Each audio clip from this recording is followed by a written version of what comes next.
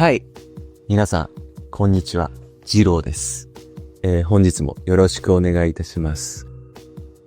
はい。皆さん、元気でしたか？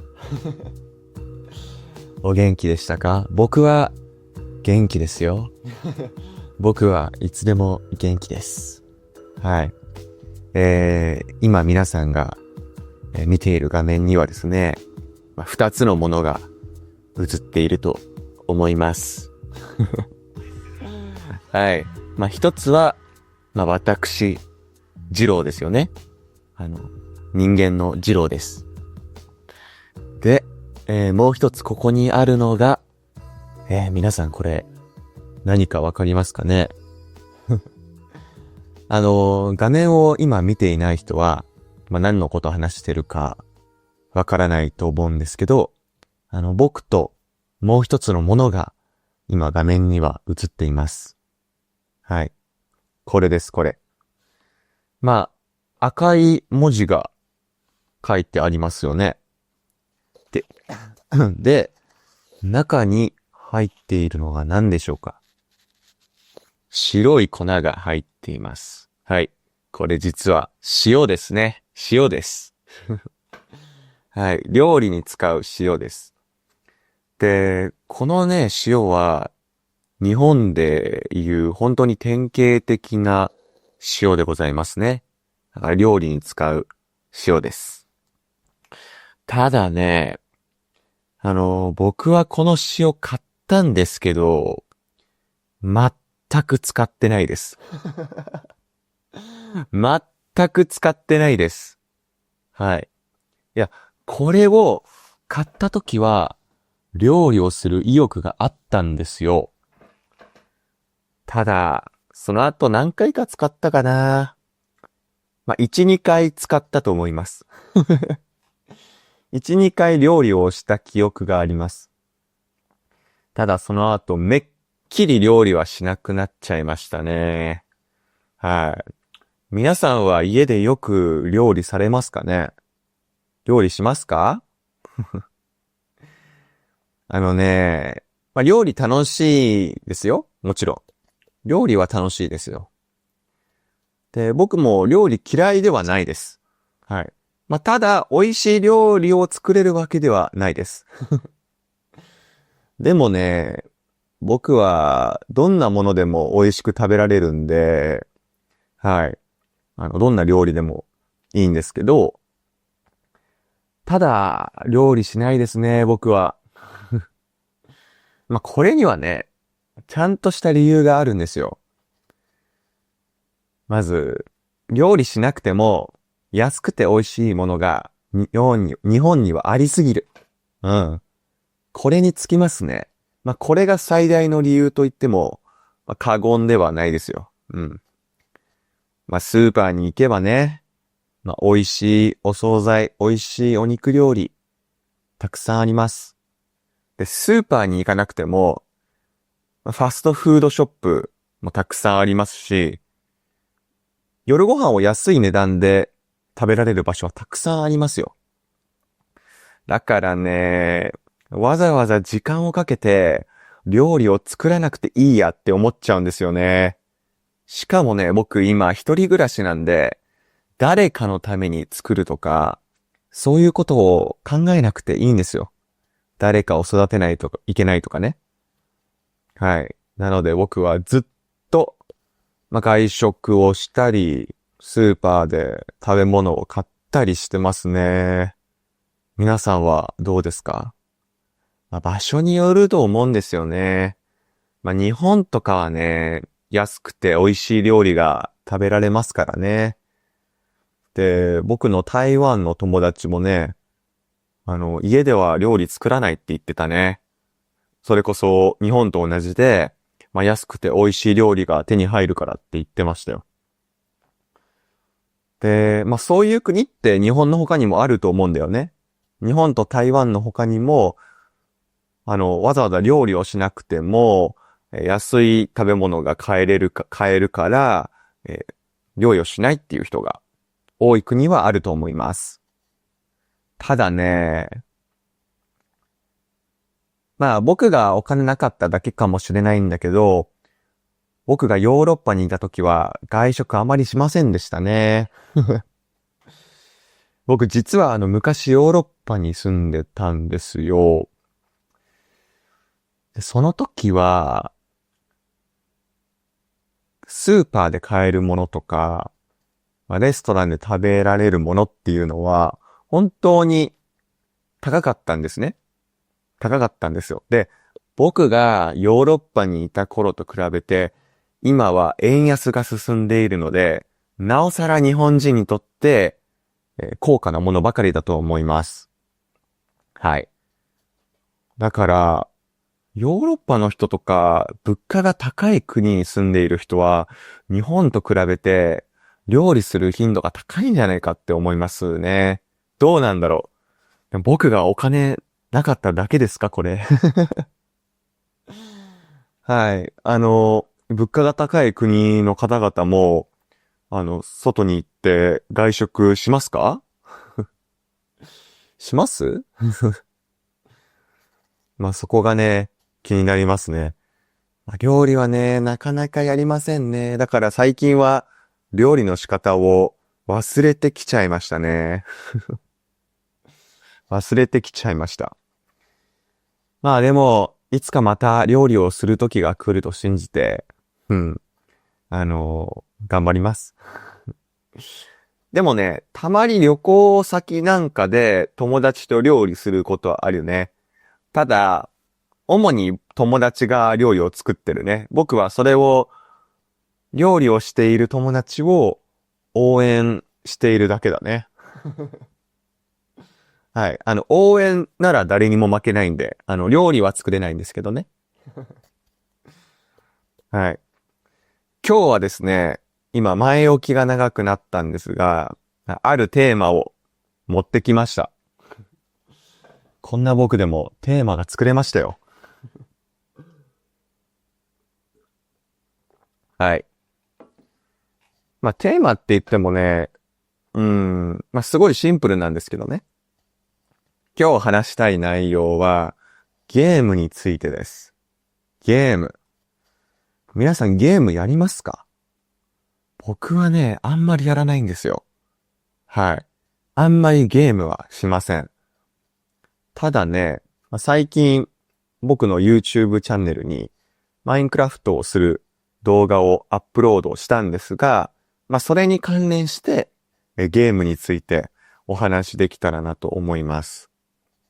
ゲームって、まあ、子供の頃はやりましたけど、大きくなってから、大人になってからはあまりやってませんね。だから正直、今どんなゲームが世界で流行ってるのかっていうのを把握してませんね。うん。まあだから、今流行ってるゲームっていうのは、私が子供の頃にしたゲームとはまた違うんでしょうね。うん。で、あとね、まあ、世界の様々な国ごとに流行ってるゲームって違うと思うんですよ。まあ、日本ですごい人気だけど、イギリスでは全然人気じゃないゲームもあると思いますし、その逆もあると思います。だからね、今は世界でどんなゲームが流行ってるのか、まあ、日本でどんなゲームが流行ってるのかっていうのを僕は知りたいなと思ってるんですよ。で、調べたんですけど、まあ、世界で一番売れたゲームって、マインクラフトらしいですね。よかった。僕このゲーム知ってるんですよ。知ってるっていうか、まあ、僕の YouTube チャンネルの動画としてアップしているぐらいですから、もちろん知っているんですけど、マインクラフトって今でも人気なんですかね。まあ、ただ、世界で一番売れたゲームってことは、まだ今でも人気なんじゃないかなって思います。たまに、まあ、土日とかに、まあ、子供たちが遊んでいるスイッチの画面を覗き込むと、マインクラフトだったりしますね。はい。だからその度に、あ、マインクラフトって今の子供たちの間でも人気なんだって思います。はい。ただ、マインクラフトに関しては、僕が子供の頃はしなかったですね。子供って言っても、10歳ぐらいまではその存在すら知りませんでした。マインクラフトのことを知ったのは、私が中学生になった時ですね。中学1年生になった時に、マインクラフトの存在を知りました。で、当時から僕ってあまりゲームする人ではなかったんですよ。ただ、スマホバージョンのマインクラフトをやっている友達がいて、それがすごい面白そうだったのを今でも覚えています。自由にブロックを積んだり破壊したりできる、そのコンセプトに私は惹かれましたね。で、親に頼んでスマホ版のマインクラフトを買ってもらいました。で、当時、確かね、600円ぐらいだったと思います。で、当時はね、1ドルが100円だったから、6ドルだね、たったの。そう、たったの6ドルで買ってもらったのを覚えています。で、今ってマインクラフトもうちょっと高いよね。もうちょっと高いと思うんだけど、うん。そう。で、そのね、ゲームを買ってもらいました。で、マインクラフトを買ってもらう前はね、いろんなゲームはしてたんだよね。普通の子と比べて、ゲームをたくさんやる方ではなかったんだけど、一応何種類かゲームは持っていました。で、その中には、皆さんが知っているゲームも、あるかもしれませんよね。まず最初にね、僕が人生で最初に、お父さんとお母さんに買ってもらったゲーム、皆さん何だと思いますか？何だと思います？僕が初めて、家族に買ってもらったゲーム。いや、僕ね、誕生日にそのゲームを買ってもらったんですよ。で、初めてのゲームだったから本当に嬉しかったですね。ちなみに、僕は今20代です。ゲーム子供の頃何のゲームをやったかって、その年齢によってだいぶ異なってきますよね。じゃあ答えを言いますね。私が一番最初に買ってもらったゲームは、ポケットモンスターのダイヤモンドパールです。知ってますかこのゲーム。ポケモンですよ、ポケモン。ポケモン知らない方いますかね？ポケモンはね、日本で本当に大人気のゲームですよ。うん。子供の頃はみんなやったと思う、ポケモン。で、ポケモンの、第4世代のゲームを買ってもらいましたね。で、端末は任天堂の DS でした。DS。皆さんは DS っていうハードウェアを知ってますか？今、皆さんは何の端末でゲームをやってますか？いろいろありますよね、今でも。パソコン、だから、パソコンでやる人もいれば、プレイステーションってやる人もいますよね、ゲームを。あとは何ですか？任天堂スイッチでゲームをやる人もいますね。で、Xbox でゲームをやる人いますよね。で、僕ゲーム詳しくないんで、あまりわかんないんですけど、Xbox と Windows PC のゲームって同じではないんですよね。なんかね、いまいちそこがわかってないんですよ。すみません。Xbox をやっている方々には申し訳ないんですけど、日本ではね、あんまり Xbox でゲームをプレイしてる人はいませんね。うん。これね、理由があると思うんですよね。日本って、日本で作られたものとか、日本製のものとか、日本の会社が作ったものをたくさん消費する傾向があると思うんですよ。これはね、日本だけじゃなくて、他の国もそうかなとは思いますけどね。だからね、日本にこれまで来られた方、来たことがある方ならわかると思うんですけど、まあ日本で走っている車って、まあ、結構な割合が日本車ですよね。うん。いや、ほとんど、まあほとんどはどうではないか。最近はまあ外車も増えてきたけど、まあ日本で走っている大多数の車は、まあトヨタとかね、ホンダとか、日産とか三菱とかダイハツとか、そういう日本のメーカーの車ですよ。うん。で、まあ、テレビも、まあ、最近はね、中国製のテレビとか増えてきたんだけど、なんだかんだ言ってね、まあ、日本製のテレビを買う人が多いかな。まあ、ソニーとかだよね。うん。で、それはね、ゲームでも同じなんだよね。任天堂っていう会社があるんだけど、任天堂は、まあ、スイッチっていうゲームを作ってます。で、任天堂は、日本の京都っていうところに、本社を置く、まあ、日本の会社なんだよね。で、もう一つ、プレイステーションっていうゲームを作っている会社が、ソニーっていう日本の会社なんだよ。だから、みんなね、任天堂のスイッチとか、ソニーのプレイステーションとかで遊んでいる人ばっかりだね。うん。まあ、あとたまにパソコンで遊ぶ人もいるんだけど、大多数は、まあ、スイッチか、プレイステーションだと思う。うん。で、まあ僕も日本人なんで、まあその頃ね、Xbox の存在も知らなかったんで、普通に DS を買いました。DS とポケモンを買いました。まあ、ポケモンを遊べるゲーム機が、ポケモンを遊べるゲーム機が、まあ、任天堂 DS しかなかったっていうのもまあ理由ではあるけどね。そう。あとはね、周りの友達がみんな DS で遊んでたんだよ。うん。ちょうどね、僕の世代って、まあ、ゲームボーイから、まあ、DS に移り変わる、まあ、境目の時期だったと思うんだよ。で、周りの人は、まあ、少しの人がゲームボーイを持ってて、で、結構大多数の人が DS を持ってるっていう感じだったんだよね。でさ、まあ、小学校の頃なんか、友達の家に遊びに行くと、みんな DS で遊んでたから、それが本当に羨ましかったんだよね。で、まあ、例えば5人とかで遊ぶときに、まあ、自分だけ DS を持ってないっていう状況になるわけ。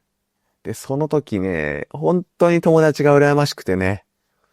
で、まあ、お母さんに何回も DS 欲しい DS 欲しいよ僕もって言ったのを覚えてます。大変だっただろうな、お母さんも。ね、まあ当時こそ、任天堂 DS って多分1万5千円ぐらいで買えたと思うんだよね。で、1万5千円は、まあアメリカのドルに直すと、まあだいたい100ドルだよね。100ドル。まあ当時150ドルぐらい。でもさ、今の任天堂スイッチって本当に高いじゃん。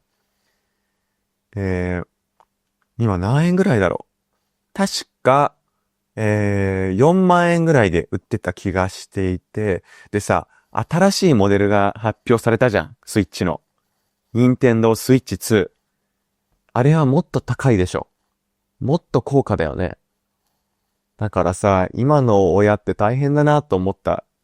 だって子供がさ、任天堂スイッチの新しいモデルが欲しいって言ったら、買ってあげたくなるじゃん。だけどそれに4万円も5万円もかかるのかって思うとさ、うん、頑張って働かなきゃって思うよね。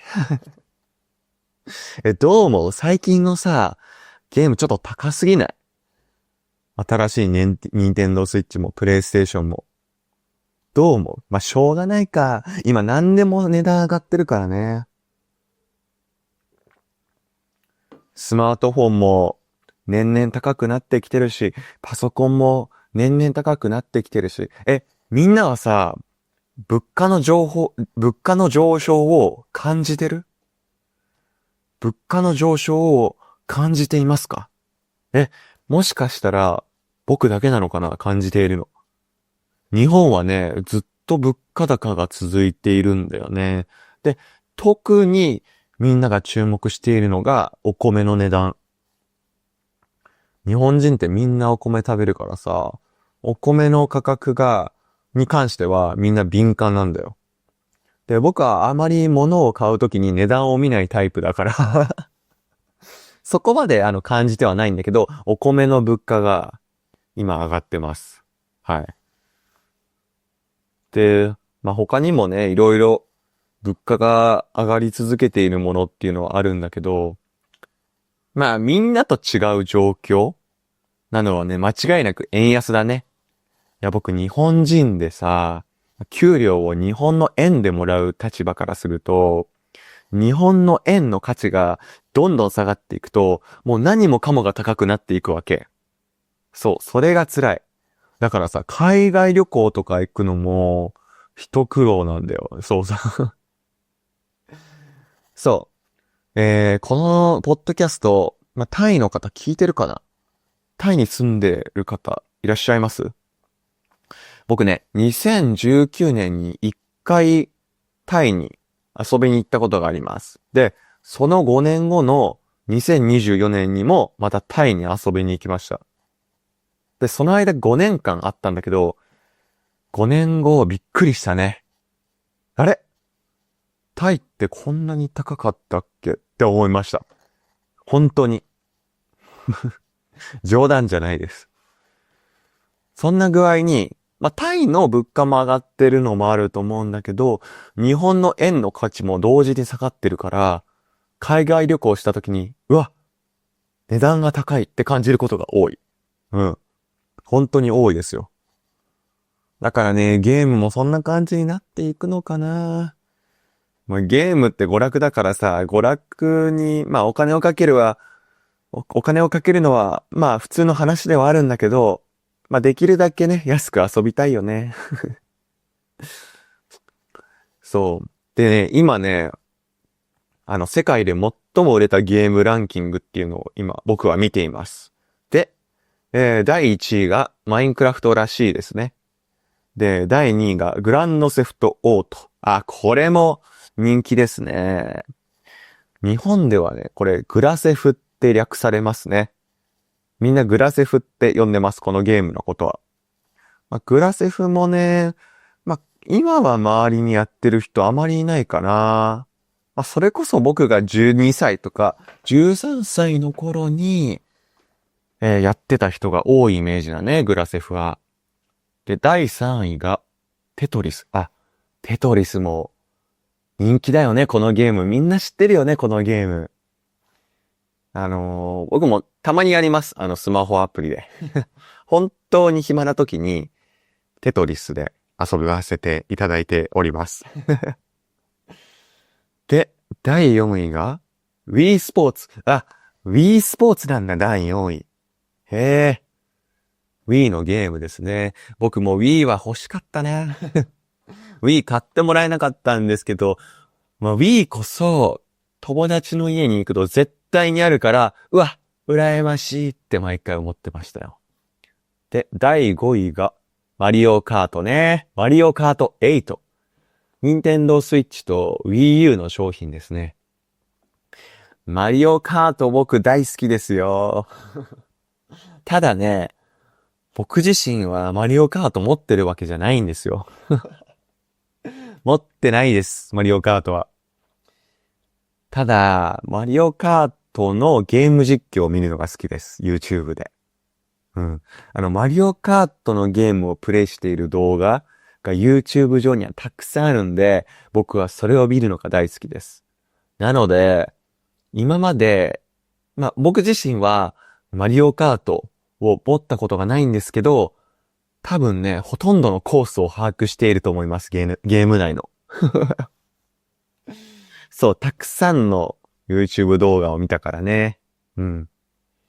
マリオカートもね、新作が出るよね、これから。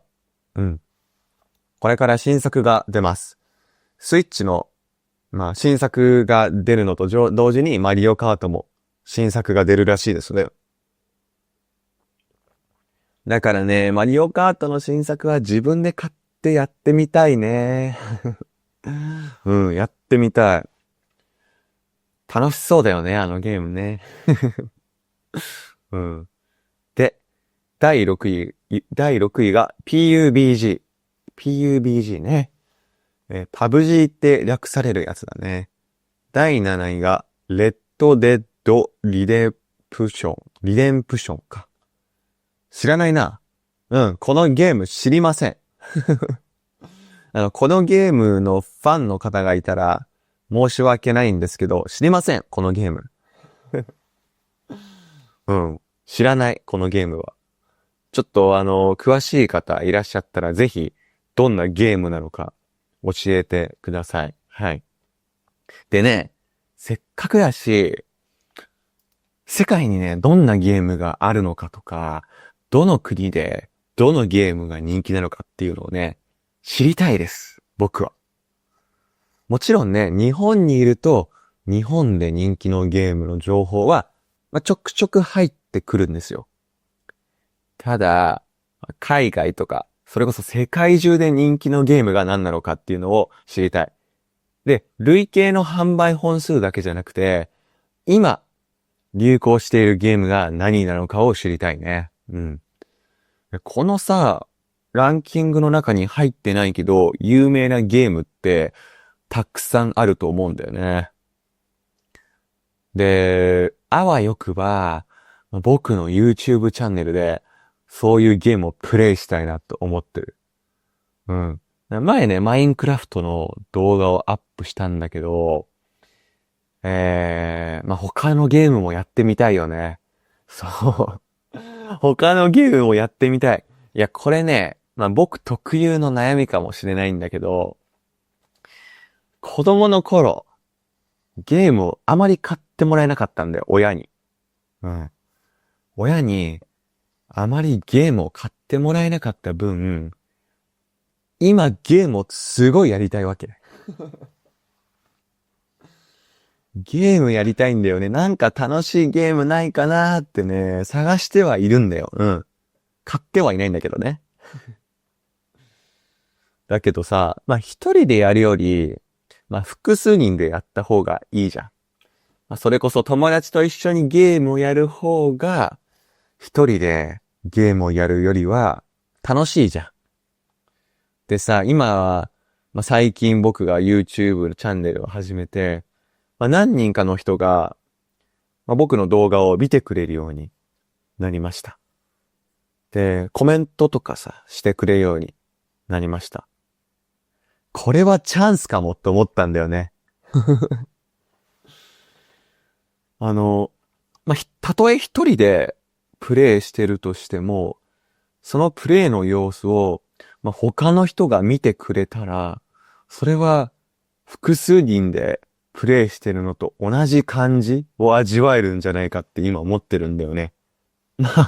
今の仮説だけどね。この仮説が、当たるか外れるかはまだわからないんだけど、今のところ、そう思ってます。だから、どんなゲームが人気なのかを知りたい。みんなどんなゲーム好き？今どんなゲーム流行ってる？でね、様々な年齢の人がいると思うし、年齢によって、やりたいゲームとかは違うと思います。だから、いろんな人に聞きたいね。皆さんどんなゲームやりました？子供の頃、流行ってたゲームは何ですか？それこそ、僕と同じくポケモンをプレイされてたんでしょうか？気になります。ちょっとお願い。コメント欄にちょっと書いてほしい。書いて。気が向いたらコメント欄にコメント書いてください。そう。ゲームはね、奥深いからね。でさ、最近のゲームって本当に画質すごいよね。もうびっくりしちゃって。なんかたまに見るじゃん。ゲーム実況とかでさ、YouTube に上がっている動画をたまに見たりするんですけど、今のゲームってこんなに画質いいのってびっくりすることあるんだよね。あとは画面の動きがすごいスムーズ。スペックが高いパソコンとかを使わなきゃいけないとは思うんだけど、それにびっくりします。いや、ゲームの進化はすごいなって思いますよ、いつも。うん。皆さんはそう思われますでしょうか？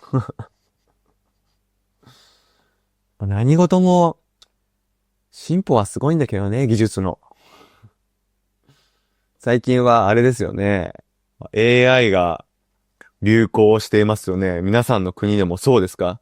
日本でもね、AI が本当にトレンドの一つですね、AI は。はい。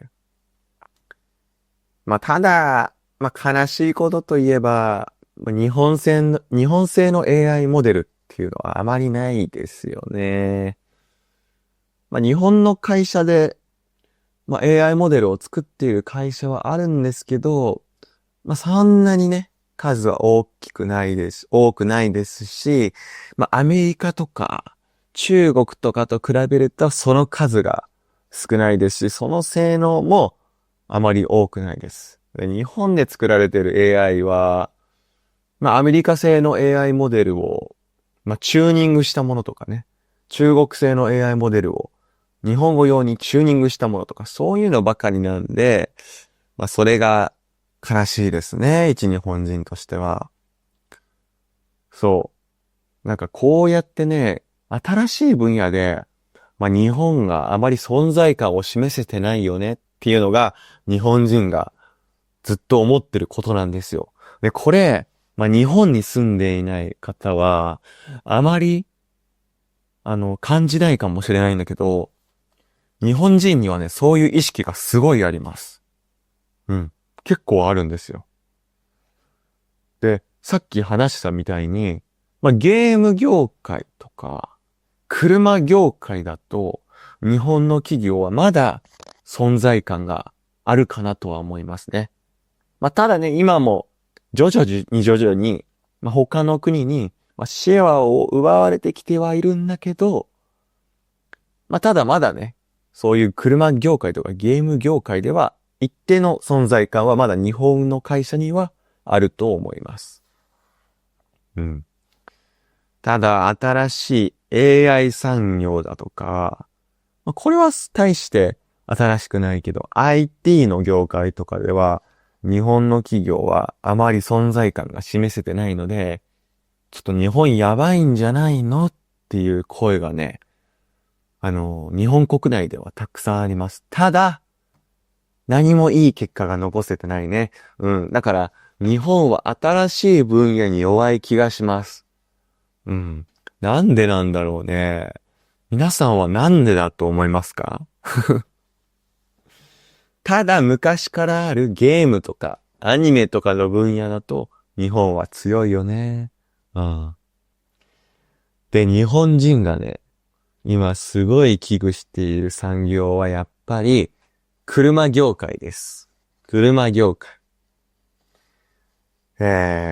皆さんは日本車に乗ったことがありますでしょうか？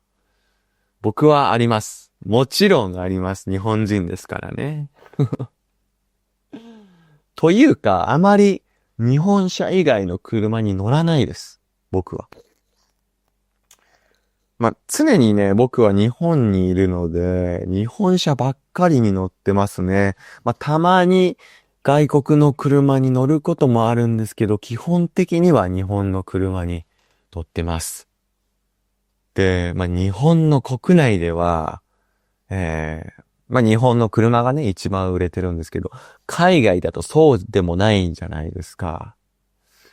いや、日本車以外にもいい車たくさんありますからね。ドイツ車とか、韓国車とか、中国車とか、かっこいい車いっぱいありますよね。僕結構ね、デザインに関しては、日本の車よりも外国の車の方が好きなんですよ。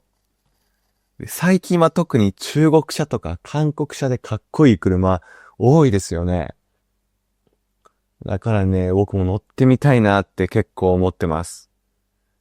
で、あとはさ、世界の今の潮流として、ガソリン車じゃなくて、ね、電気自動車に乗っていきましょうっていう風潮があるじゃん。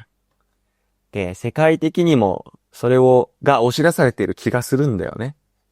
でさ、日本の会社は、海外の他の有名な他の有名な車メーカーに比べて、電気自動車を作るのが得意じゃないんだよ。ガソリン車を作るノウハウはたくさん持ってるし、今までもたくさん作ってきたんだけど、ただ、電気自動車はね、あまり作れないし、売れてないんだよね。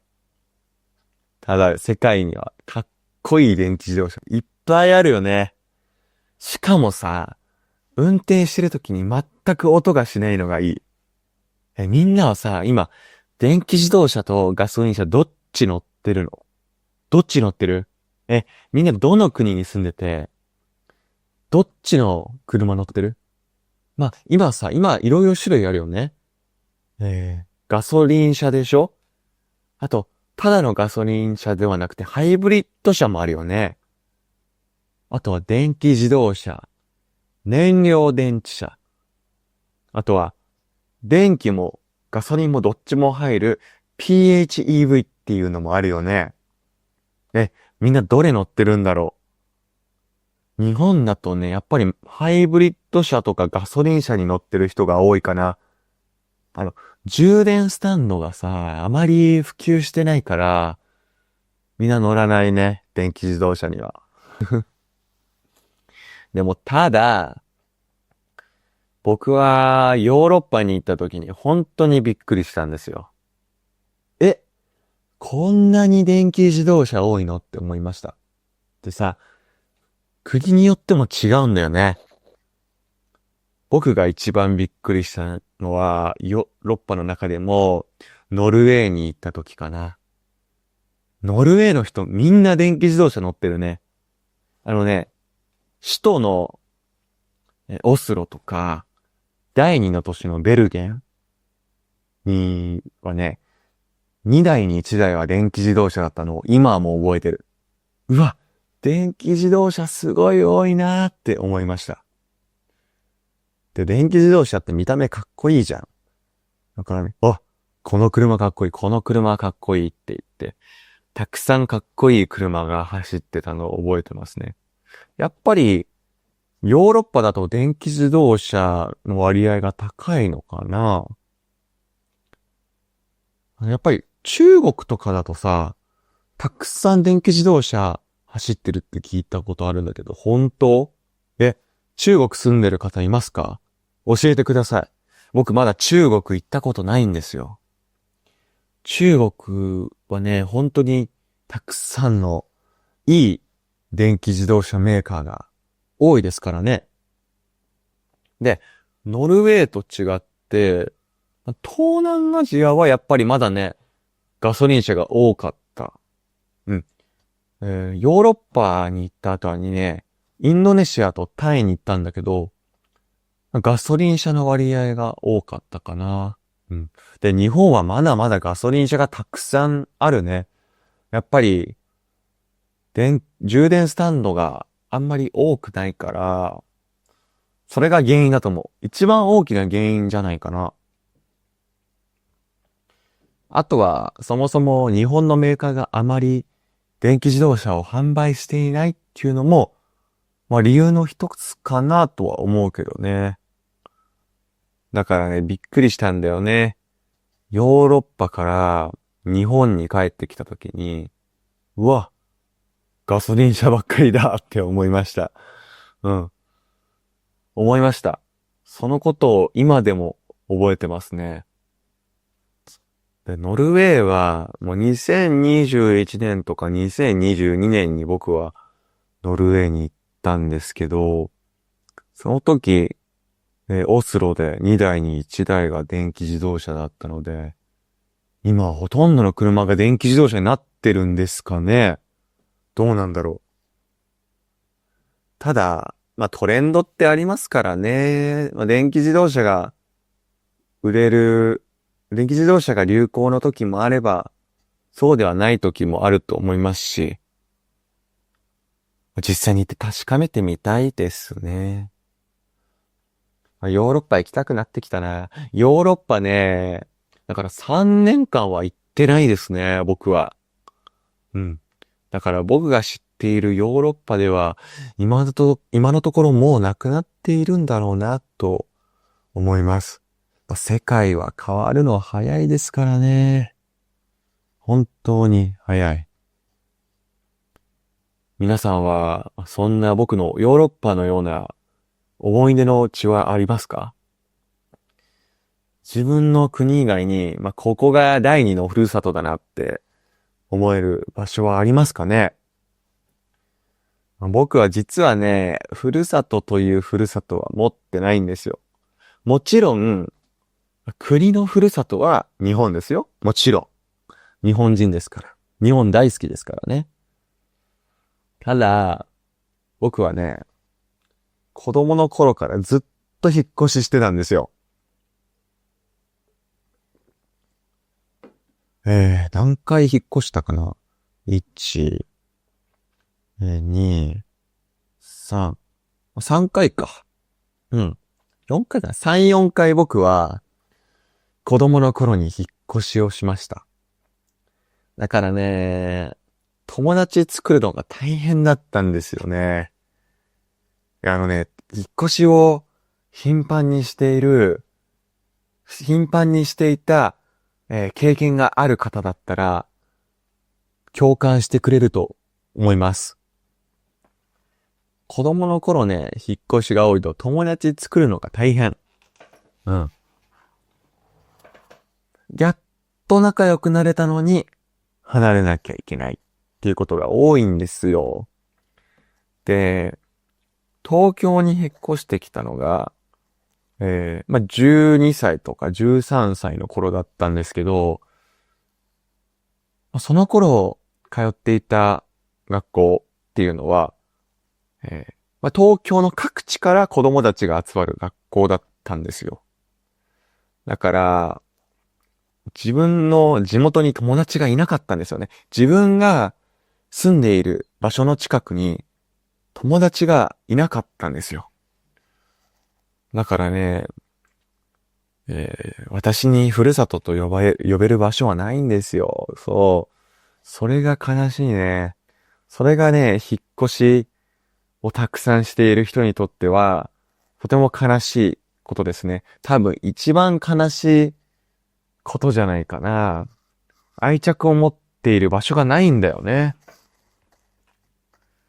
でもさすがにね、僕は、12歳、13歳ぐらいから東京に住んでるので、さすがに今は東京に一番愛着がありますけどね。うん。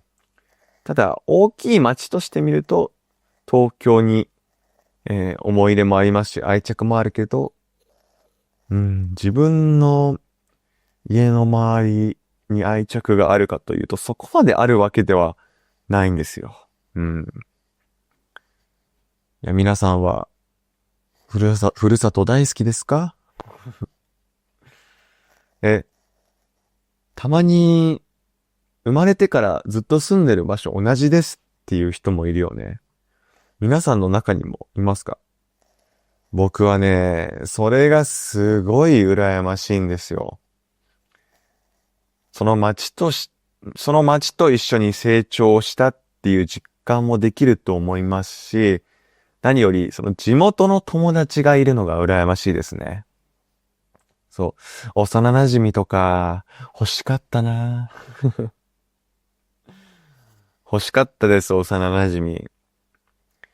で、僕がたくさん引っ越しをした理由っていうのは、親の仕事なんですけど、もし自分が子供を持ったとしたら、あまり引っ越しはしたくないですね。うん。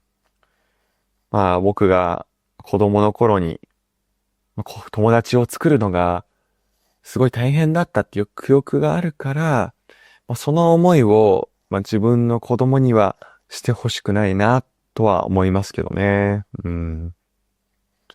でも引っ越しも、いい面はなくはないんですよ。幼い頃から、様々な環境を体験できるっていうのはいいことだと思いますし、いろんな人と会えますよね。で、僕が、日本の西の方に引っ越した頃の話なんですけど、一番びっくりしたのは方言ですね。方言。日本には方言がたくさんあるの知ってますかね。もちろん、日本以外の国も方言がある国ってたくさんあると思います。で、日本の場合はやっぱり場所によって使われる言葉が違うんですよ。で、西の方に行くと、東の方の言葉とは結構違うことが多くてですね。皆さん、大阪弁って知ってますか？大阪弁。なんでやねんとか、あかんやろとかっていう表現は大阪弁です。皆さん、大阪弁と日本の標準語どっちが好きですかね？うん。で、西の方に引っ越すとね、比較的大阪弁みたいな日本語が話されてることが多いです。だからね、西の方に引っ越した時は、なんだこの言葉って思ったのを今、もう覚えてますよ。こんなに言葉が違うところで、僕はやっていけるのかなって子供ながらに考えたのを覚えてます。そう。ね、方言っていうのはね、すごい衝撃的な、印象として残っていますね。ただ僕はずっと標準語で話してました。子供だと、その方言がある地域に行くと、周りに釣られて方言を話してしまうこととかあると思うんだけど、僕はずっと標準語でしたね。うん。で、その後東京に来ても、標準語でずっと話してます。うん。みんなは大阪弁と標準語どっちが好きですか？日本語で。アニメとかよく見られる方だったら、標準語を聞く機会が多いのかな。もちろんそうだよね。日本語の教科書に出てくるのも基本的には標準語だけど、でもたまにね、大阪弁羨ましいなって思うことがあるね。大阪弁の方が、標準語よりも、なんか明るい感じがするんだよね。しかも、これはね、人にもよると思うんだけど、ノリツッコミとか、大阪弁だとね、やりやすいんだよ、標準語に比べて。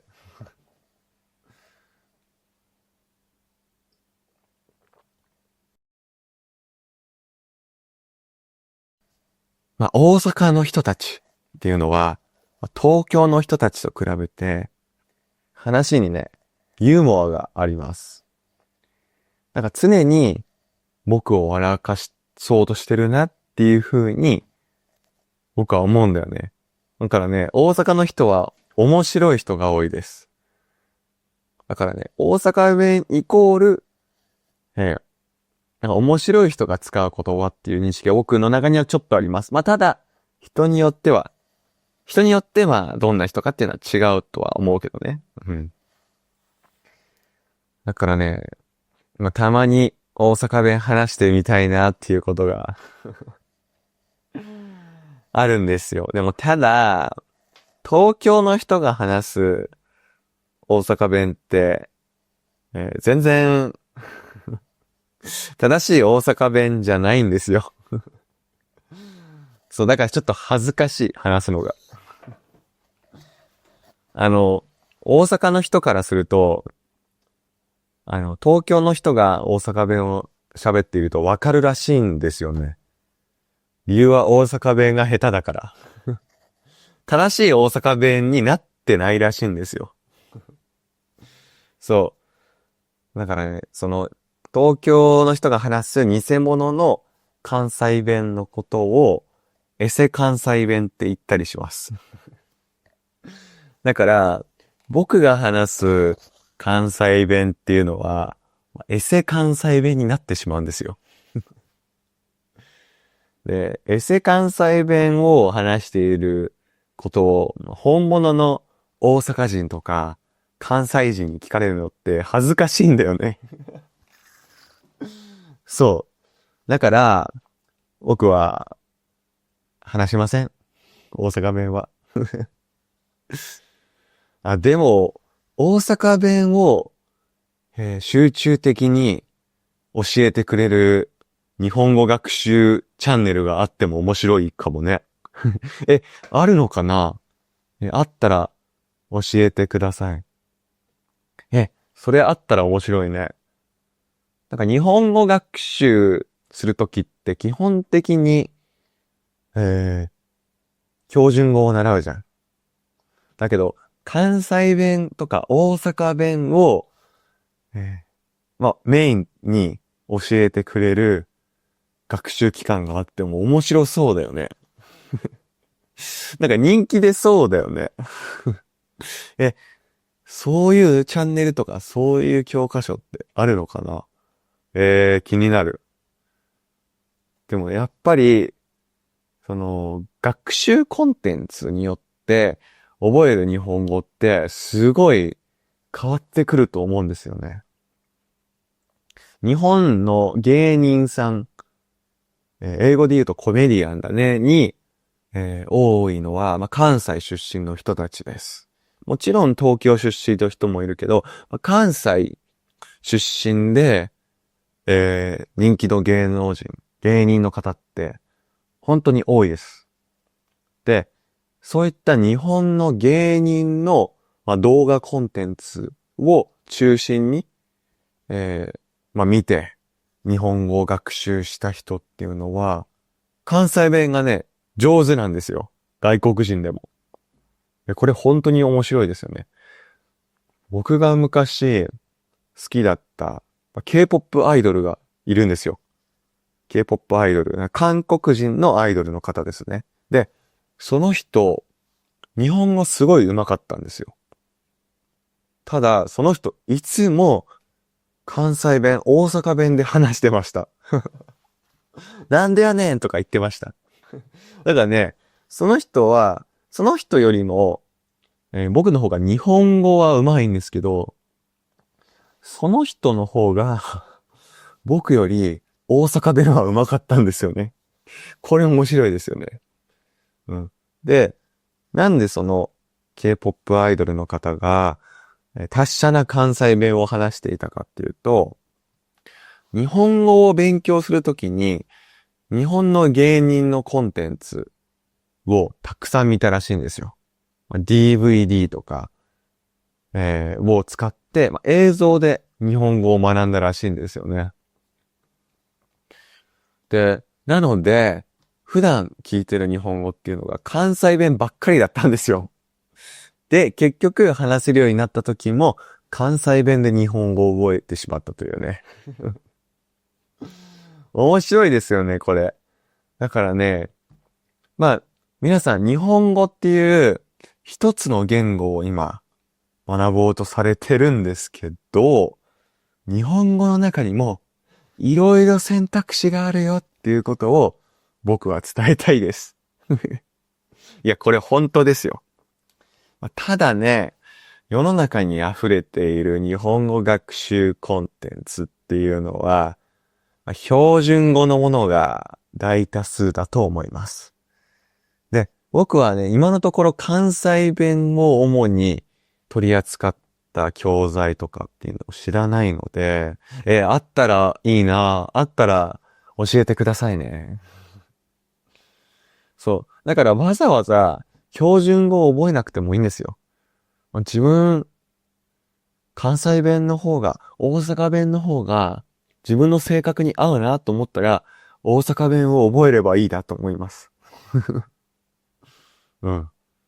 それでもいいと思う。日本語を話せるようになるっていう同じゴールに向かっているのであれば、それでもいいと思います。で、僕のこのチャンネルは、標準語しか取り扱いません。理由は、僕が標準語話者だからです。なので、標準語をね、引き続き学びたいとか、標準語の日本語をずっと聞いていたいですっていう人は、このまま、僕のチャンネルを見てくださって構いません。ただ、もう僕は絶対に関西弁をマスターしたいんだっていう人は、あまり僕の動画は向かないかもしれませんね。うん。向かないかもしれない。僕はもう関西弁、大阪弁を習得するのは諦めましたよ。うん。なんせね、周りにあまり関西人がいないんだよね。うん。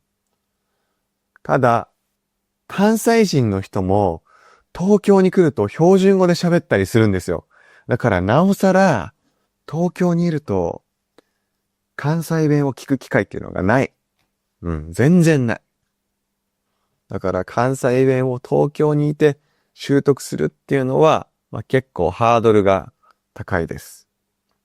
で、しかも、僕はあんまり関西の方に行ったことがないんですよ。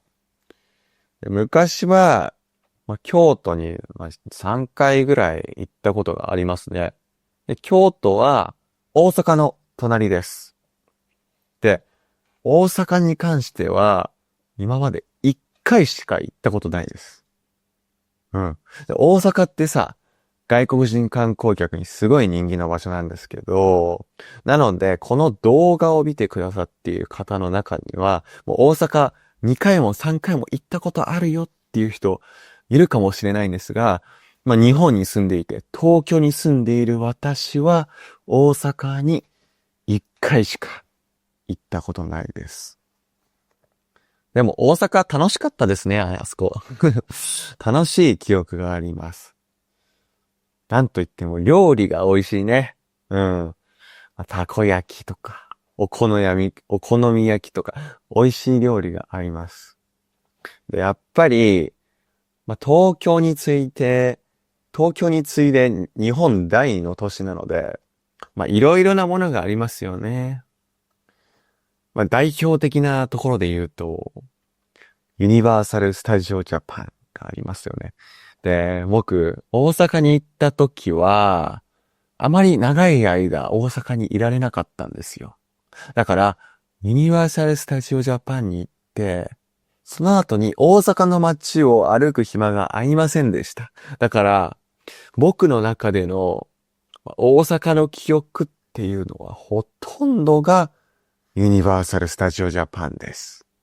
でも大阪って、それ以外にも、有名な場所とか行くべき場所とかっていろいろあると思うんですよ。だからね、他のところも行ってみたいな。有名な場所行ってみたいな。僕ね、東京からあまり出ない人間なんで、日本のね、東京以外の場所あまり行ったことないです。日本にはね、47の都道府県があるんですけど、そのうち多分半分も行ってないんじゃないかなって思いますね。うん。日本に住んでるとね、いつでも行けるからいいやって言って行かないんですよ。で、そうしてるうちに行かないまま死んじゃうんだと思います。悲しいですけど。そう。で、僕ももう20代だからさ、死ぬまでにもうたくさんのところに行かないとなって思ってます。皆さんは今まで何カ国に行ったことがありますか？数えたことありますか？日本はね、他の国と比べてすごい離れてるので、日本は地球で一番東じゃないですか。だからね、他の外国に行く機会っていうのは少ないんですけど、それでも、残りの人生でね、すべての国は行ってみたいなって思いますよね。おすすめの国があったら教えてください。その国に僕は行きたいと思ってます。でもその前に日本だね。日本の都道府県でさ、行ったことが、行ったことない場所がまだ全然あるから、行ってみたいね。で、日本は、まあ、鉄道以外にも自分で車を運転してもいいしね。まあ、国土は広いんだけど、まあアメリカとか、オーストラリアとかさ、そういった国々と比べたら、まだ小さい国土ではあるから、まあ、車で回ってみるのありかもしれない。うん。まあ普段はね、こういうことばかり考えています。でこうやって、この国に行きたいなとか、いろいろ考えるんですけど、考えていつも終わりになっちゃうんですよね。うん。よくないですよね。まあ、だから、まあこれからはいろんな国に行けるように、いろんな場所に行けるようにしたいと思います。で、できるだけ、たくさんの人に日本語を習得してもらえるように、これからを頑張っていきたいと思います。はい。ということで、今日は1時間を過ぎました。はい。私の日本語のポッドキャストは本日以上となります。今日も聞いてくれてありがとね。聞いてくれてありがとう。また、ポッドキャストはどんどん出していこうと思うので、ぜひ次回のポッドキャストも聞いてください。わかりましたか？それじゃあ皆さん次回お会いしましょう。バイバーイ。